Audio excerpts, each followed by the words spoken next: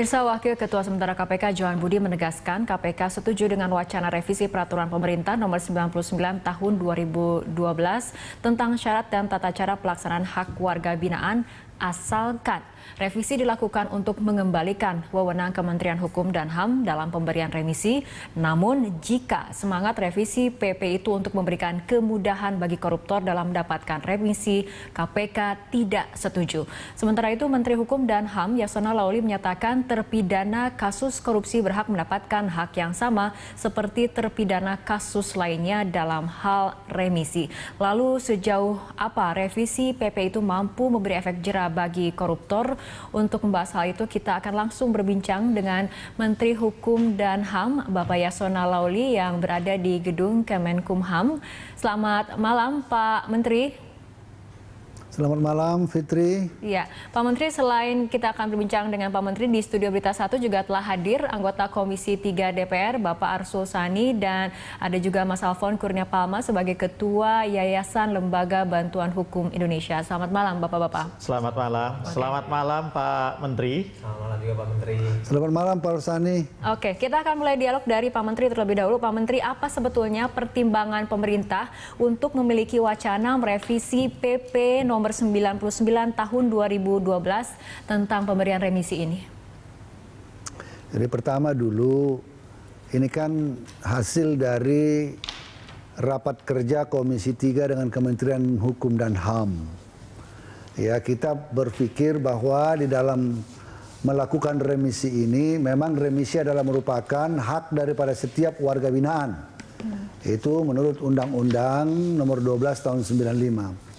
Tetapi dalam prakteknya kita ingin menata dan memperbaiki sistemnya dalam satu sistem peradilan pidana yang baik.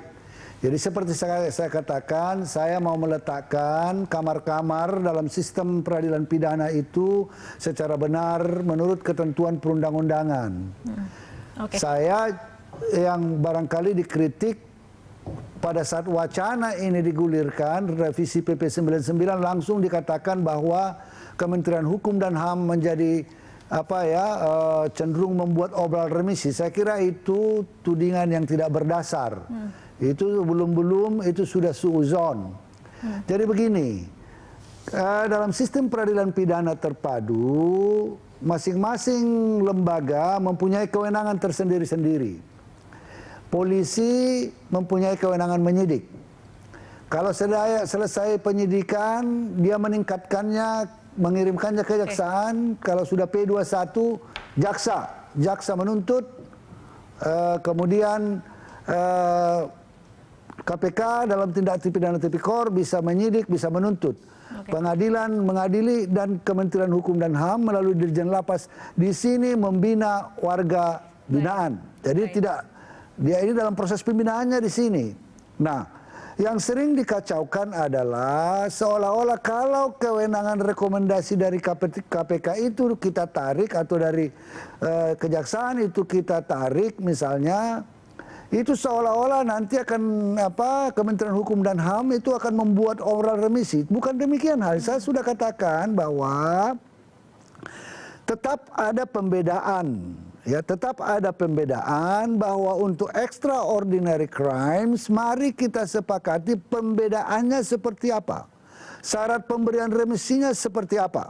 Syarat pemberian pembebasan bersyaratnya seperti apa. Iya, Pak Menteri, bukankah dalam PP nomor 99 di pasal 34A juga sudah mengatur pemberian remisi dengan sejumlah persyaratan? Apakah menurut Anda persyaratan-persyaratan ini kemudian tidak mencukupi atau seperti apa?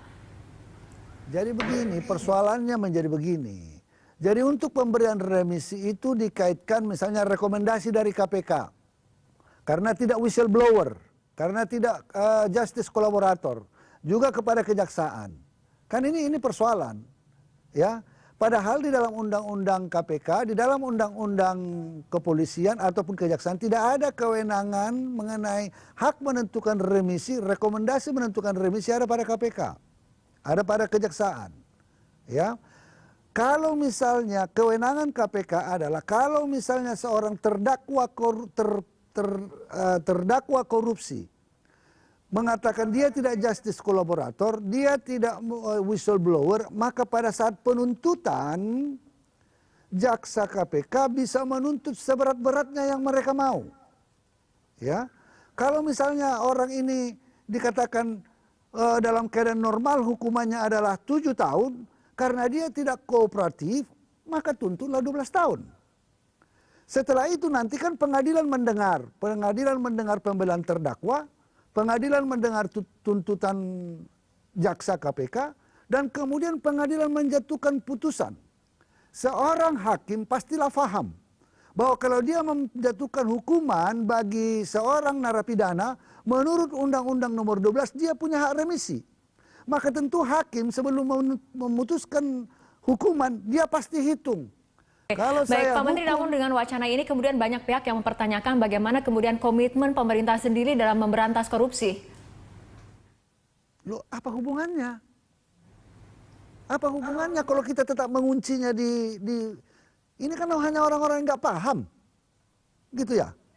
Apa hubungannya? Karena di sini nanti di sini kita tentukan. Jadi misalnya hakim sudah memutuskan 10 tahun, hakim pasti tahu, oh dalam kondisi ini dia pasti dapat 3 tahun kalau berkeluar baik.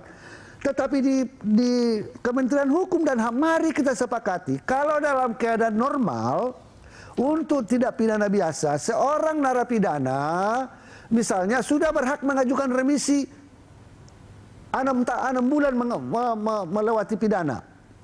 Mari kita sepakati, kita katakan untuk narapidana korupsi, untuk narapidana teroris, untuk narapidana narkoba berat, kita katakan kalau tidak 1,5 tahun menjalani hukuman atau 1/3 menjalani hukuman tidak berhak remisi. Baik. Kan berat itu. Baik. Kemudian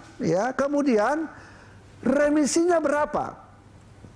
Kalau misalnya tindak pidana biasa untuk yang remisi khusus katakan 1 bulan, misalnya, mari kita putuskan bersama. Mungkin dia hanya 3 minggu atau berapa, mari kita putuskan. Baik, baik Pak Jadi Menteri. persoalan kita adalah, saya hendak meletakkan sistem ini sesuai dengan sistem peradilan pidana terpadu. Baik, Pak Menteri. Sistemnya itu. Karena tugas saya di sini bukan menghukum, membina. Baik, Menghukum itu ada pada pengadilan, menuntut itu ada pada jaksa KPK. Jadi kalau misalnya di pengadilan seorang terdakwa korupsi, tidak kooperatif, tidak whistleblower, ya di situ dihukum seberat-beratnya. Baik, ya Pak kan? Menteri. Baik, kita tanyakan tanggapan kepada Bapak-Bapak yang ada di studio Berita 1. Kita mungkin ke Mas Alfon terlebih dahulu. Silakan. Ya, bahwa pada prinsipnya betul bahwa ini integrated criminal justice system ya, bahwa di situ ada namanya kepolisian, kejaksaan, pengadilan, dan terakhir nanti itu ada pemasyarakatan. Nah, tadi sebagaimana dikatakan Pak Menteri bahwa polisi itu melakukan penyidikan, kemudian jaksa itu melakukan penuntutan, hakim memutus, kan gitu ya. Nah, di lapas itu dulu kan konsepnya kan pemenjaraan ya. Kalau sekarang kan pada pembinaan. Ini berdasarkan Undang-Undang Nomor 12 tahun 12/1995. Ya. Nah, dari situ ini kan ada konsepsi dari Saharjo yang pada intinya bagaimana orang itu menjalankan pembicaraan seperti itu. Nah, dari situ makanya nanti ada semacam reward ya, bahwa kalau misalnya dia menjalankan itu secara baik, makanya dia akan mendapatkan hak. Oleh sebab itu makanya dalam Undang-Undang Pemasyarakatan itu dikatakan sebagai hak dia, dan dia bukanlah satu hak asasi manusia karena dia bukanlah suatu hak yang hadir pada saat dia itu dilahirkan. Seperti contohnya hak hidup. Nah, jadi di situ bagaimana mendapatkan remisi, dan itu, nah ini ada syarat-syaratnya juga kan. Kalau misalnya berdasarkan PP 26, kemudian sebelum dari PP 99 itu kan masih berstandar kepada kelakuan baik ya, terutama dalam Peraturan Menteri Nomor 174 itu. Nah, ini sebenarnya agak sulit untuk mengukurnya.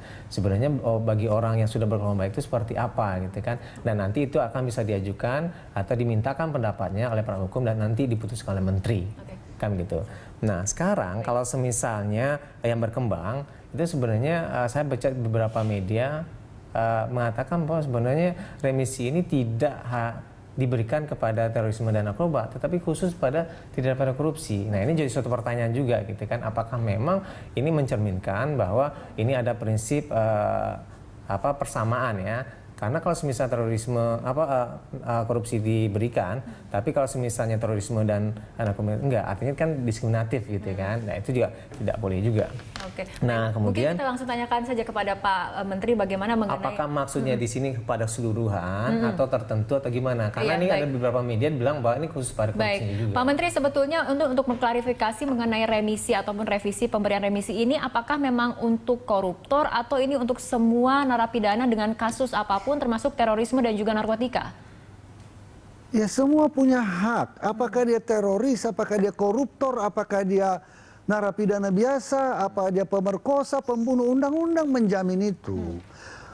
Yang mau kita bedakan karena korupsi, terorisme, narkoba, bandar narkoba itu adalah extraordinary crimes, maka ada variabel pemberatan, ya, yang kita sepakati bersama. Jadi bukan kalau mau menghukum seseorang misalnya tidak boleh memperoleh hak remisi, itu bertentangan dengan Undang-Undang Nomor 12 tahun 95. Baik. Kalau kita mau menghukum seberat-beratnya seorang narapidana, koruptor, hukumlah di pengadilan. Jangan hukum dia di lapas, karena tugas lapas itu bukan membina, gitu. Oke, baik Pak Menteri. Mau kita hukum 25 tahun, jadi begini. Jangan soal sesudah kita letakkan dibina, hukuman yang ringan dikasih yang sebelumnya, tuntutan yang ringan dikasih sebelumnya, sekarang seolah-olah kita yang salah di sini. Jangan gitu dong.